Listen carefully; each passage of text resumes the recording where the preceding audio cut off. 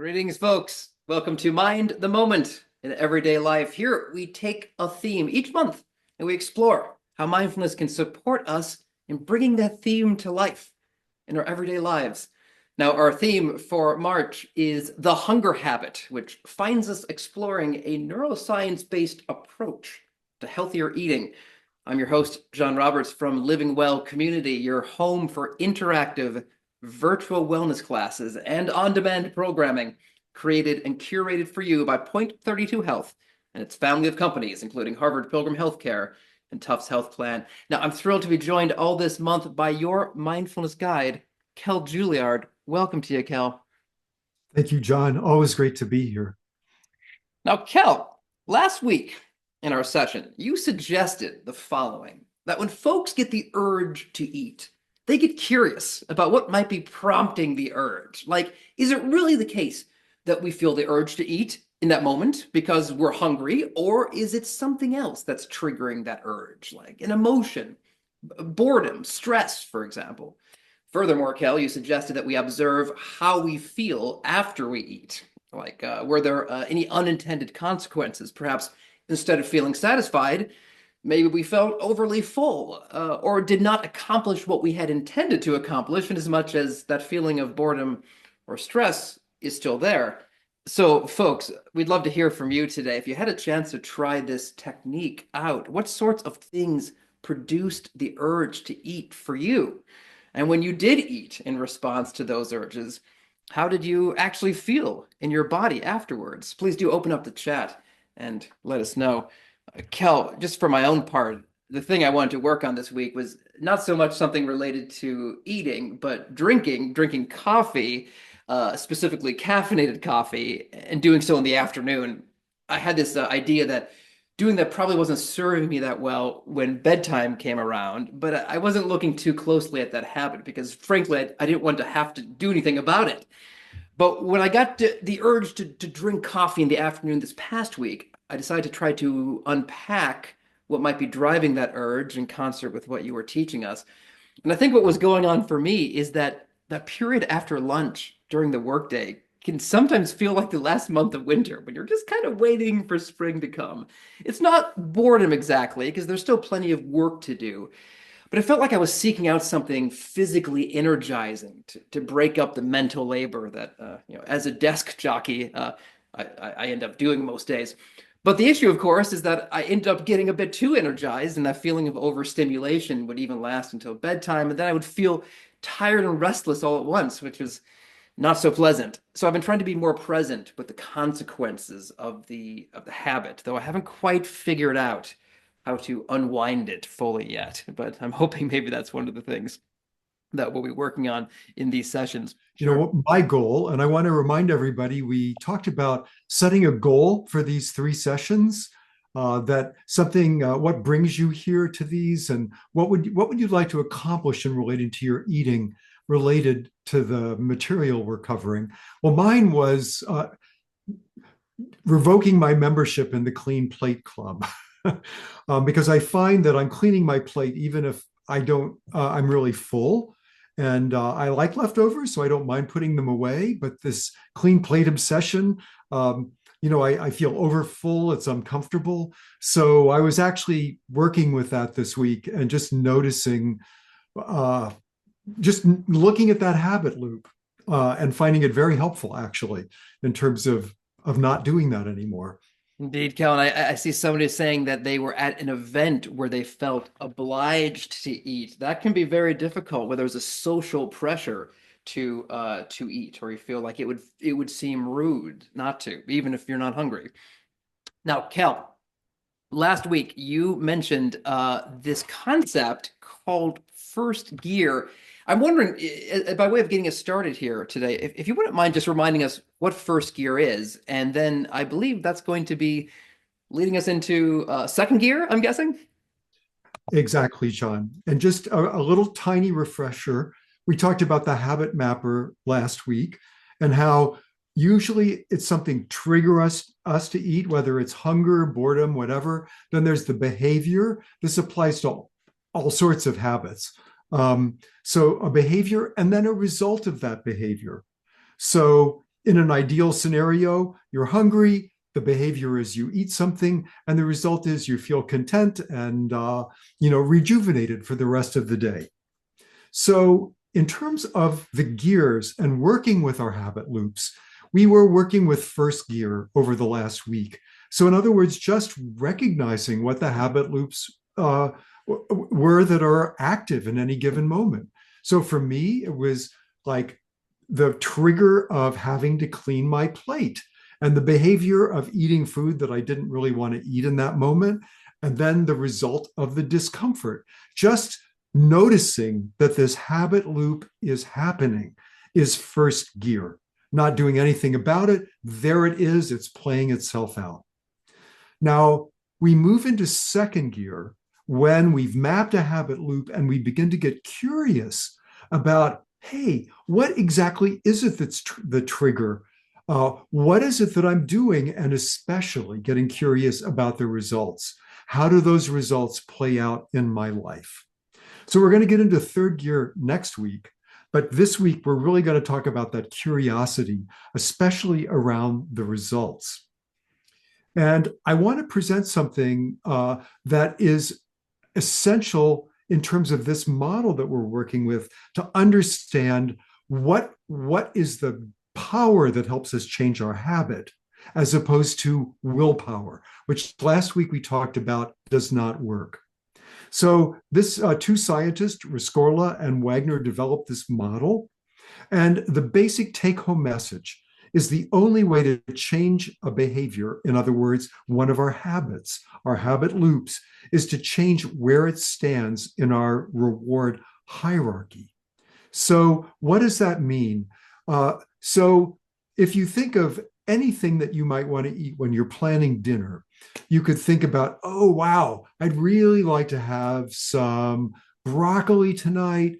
I don't really want cauliflower. So broccoli is higher in the reward habit at that moment. Or, wow, I'd really like to have some chocolate. I don't really want a piece of celery. So chocolate is higher in the reward hierarchy in that moment. So the idea is that that we're changing, that a habit will spontaneously change if we change its location in that reward hierarchy. And it turns out that there's a part of our brain that collates all of this information and sets up the reward hierarchies. And it's the area that's colored red that has the word stimulus value on it in the image that I've put up. It's called the orbitofrontal cortex because it's right above our eyeballs, the orbit of our eyes. So what does this OFC, orbital frontal cortex, do? Well, it integrates sensory, emotional, and behavioral information. And it takes that and it puts it into chunks. Chocolate sundae, feeling bored, feeling stressed, feeling hungry, and having some relief from eating as a result.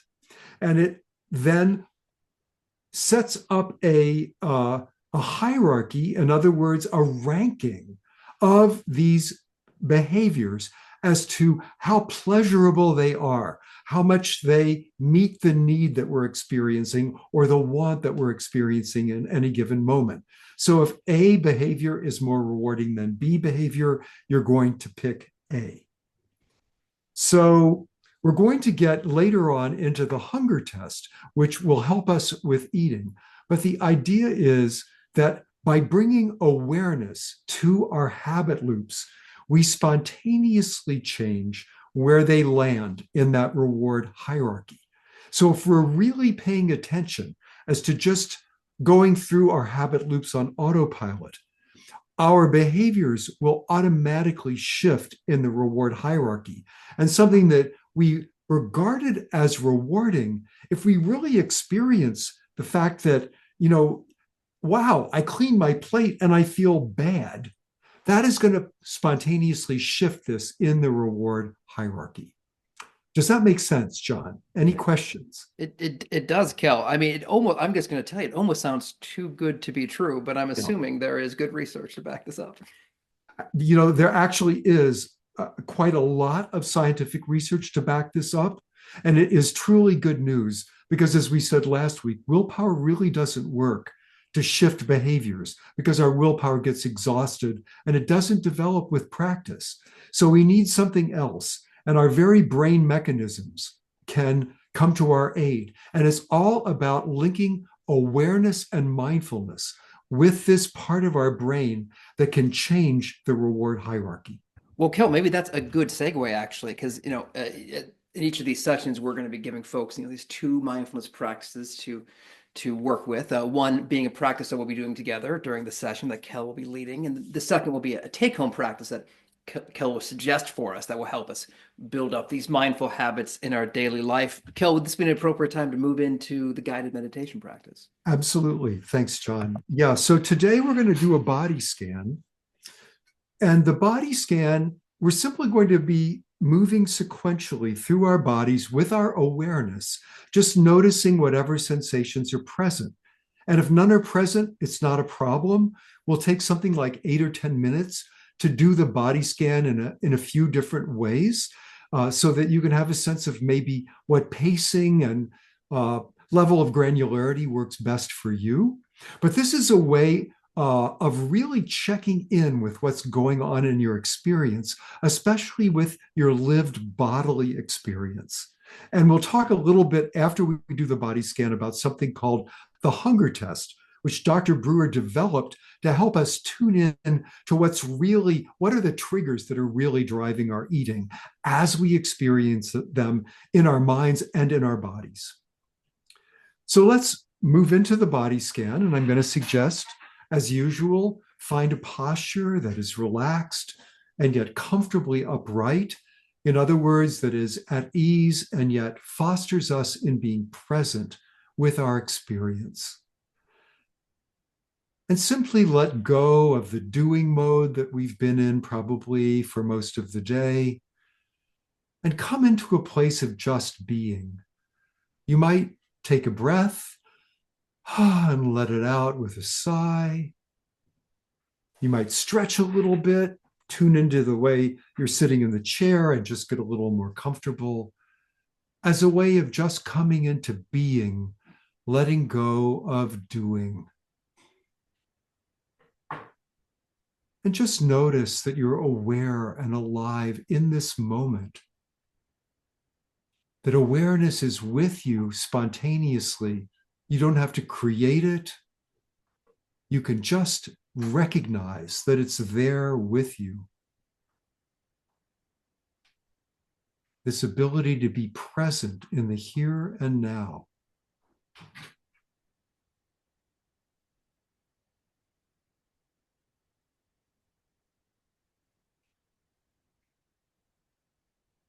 And I'm going to invite you to bring awareness to the top of your head.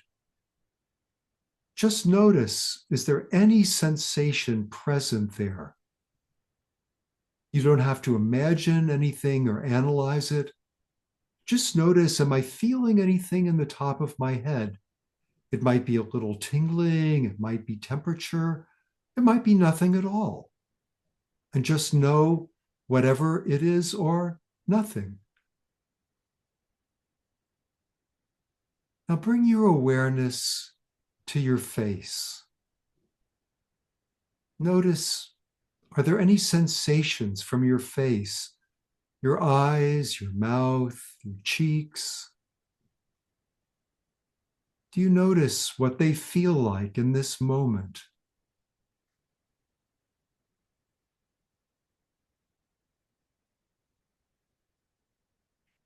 And now to your neck. Is your neck relaxed? Is there any tension there? Any other sensations like warmth or coolness? And now to your shoulders. Just noticing what your shoulders feel like in this moment. You can move them a little bit if it helps to bring sensation.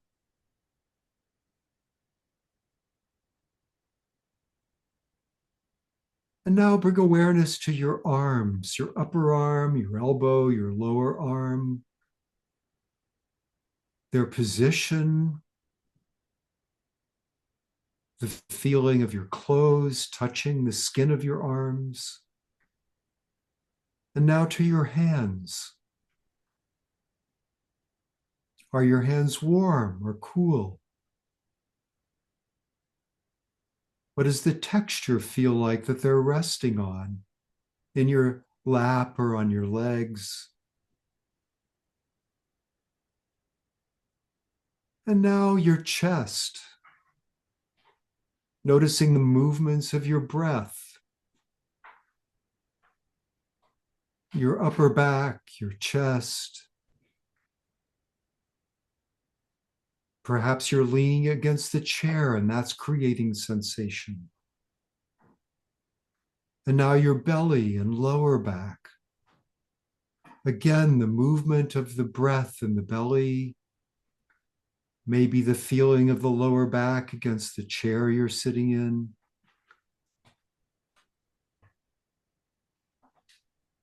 And now your hips resting against the chair.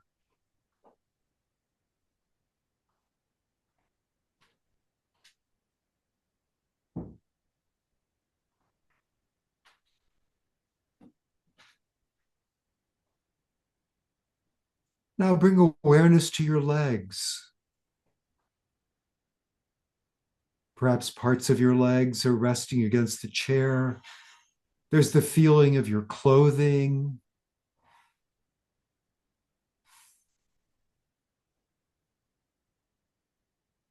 And now your feet against the floor.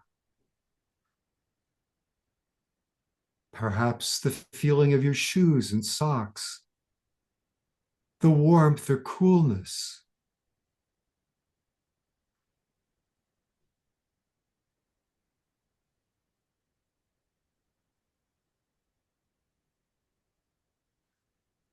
And now we'll reverse direction. But first, just notice the feeling of your body overall. Does it feel different than when we started? More relaxed, less relaxed, the same?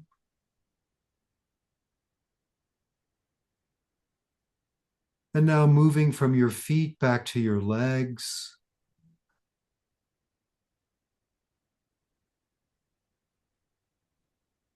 Now to your hips. Again, just noticing the feeling that's present, not needing to create a feeling or analyze or imagine.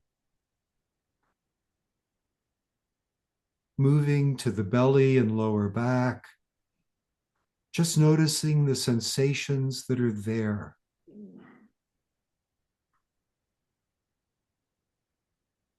And now to the chest and upper back.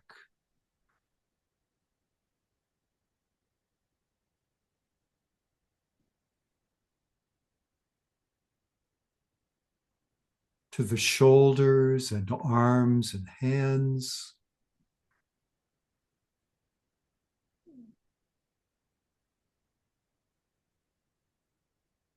Noticing the sensations in your neck.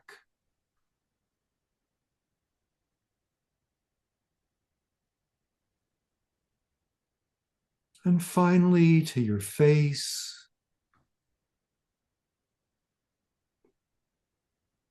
You can even notice the sensations from your mouth, your tongue resting in your mouth. And finally, back to the top of the head.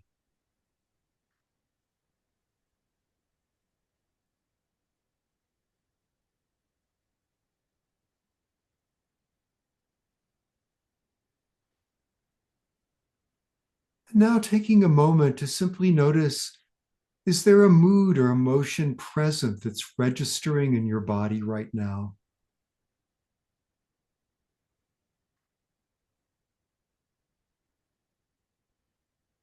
Again, no need to analyze this, just noticing, is there any messages of what you're feeling on an emotional level?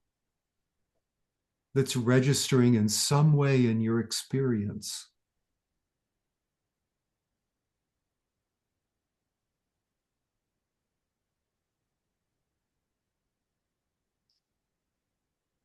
Just scanning through your body to see what information is there about, are you calm? Are you bored? Are you stressed?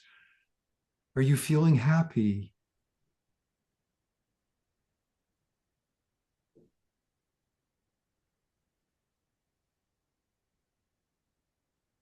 And then asking yourself the question, am I hungry in this moment? We're getting on to lunchtime. Is there hunger present? And getting curious, how do I know I'm hungry? What is the feeling? Or how do I know I'm not hungry? What is the message from my body? Just scanning briefly over your body, noticing the sensations that are present.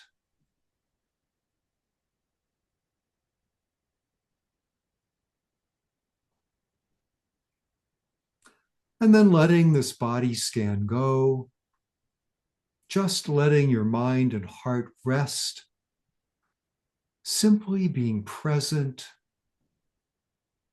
knowing that you're alive and aware in this moment.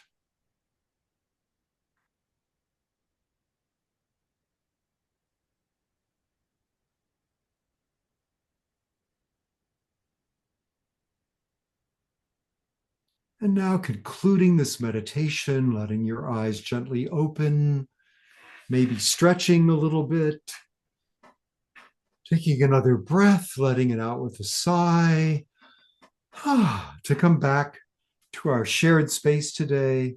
So, John, anything from the chat or anything in your experience about this practice? Well, Kel, let me just mention first of all that if folks are interested in doing that practice again, I've just dropped into the chat the links where you'll be able to access the recording of this session either later today or tomorrow. Kel, if I may ask you a quick question of my own here. You were inviting us in that practice to focus on the top of the head, the elbow, and then the beginning part of it. And these are not parts of the body I personally typically associate with the urge to eat. But I suppose the idea is that by learning to focus on any part of the body, we're becoming better at focusing on those parts of the body that might let us know whether we're hungry or not. Absolutely right, John. Yes. And in fact, sometimes boredom, stress, can manifest like we find our leg jumping or we find our hands clenching. So it may be that there's messages from a variety of parts of our body that we just may not be tuning into that could be very useful in terms of knowing what is the trigger that's feeding my urge to snack or to eat right now. So it's really more about just learning to get the message, to receive the message. Like I'm imagining these like large sort of satellite dishes on the hillside, and maybe we're just expanding the width of the dish so that we receive more. Exactly. And the more we're able to pick up these messages in the body, the more skillfully we can respond to these triggers, because we really do look to our body in terms of what we're feeling and the emotions or impulses that register in the body propel us into action. So the more we're aware of that, and the body scan can really help us with this. The more we're aware of that, the more skillful our response can be. So I'm wondering if I can share my slide again, unless there's something else you want to say, John, in this moment. Well, I just want to point out some. So there have been some great chatter in the chat Great. from earlier. Someone says that they've been trying to approach eating with more of a feeling of inquiry. What? How much? Why am I eating? Not judging, just asking the question. Sounds like that person is on the right track. Absolutely. You know, right on. And someone was very helpfully offering some advice about my drinking coffee. They say, "What about a green or herbal tea in lieu of coffee?" Now that sounds pretty good to me, but I'm curious: would that be approaching this in the right way, or am I just swapping one habit for another? Yeah. So, this kind of substitution can be helpful, but it's not the core of what we're doing. We're really trying to shift behaviors in the reward hierarchy rather than substitute one for another. But if you're really thirsty and would enjoy a cup of tea, then by all means, it's a great way of reframing that. So it's really your inner wisdom guides you in this. Well, Kel, on that note, so there's this idea about raising the value of certain foods in the reward hierarchy that you were speaking of before, the reward hierarchy in the brain. Is it the case that we can raise the value of paying attention to body sensations in some sort of reward hierarchy as well? And could that divert us from maybe difficult thoughts or emotions that are driving the urge to eat? Does that make sense? Well, this is more getting into third gear of how we work skillfully with our thoughts and emotions, which is going to be our main topic next week. But I think the idea is that healthy food, food that's really good for you, is actually intrinsically rewarding. And the more we key into that, the more we want, that's what we want, as opposed to the food that like satisfies a craving, but then we really feel yucky after we eat it. Oh, so it's more like we're just relearning what we already know. It's inside our body somewhere. Like our bodies Well, know, and we've sort that's of right.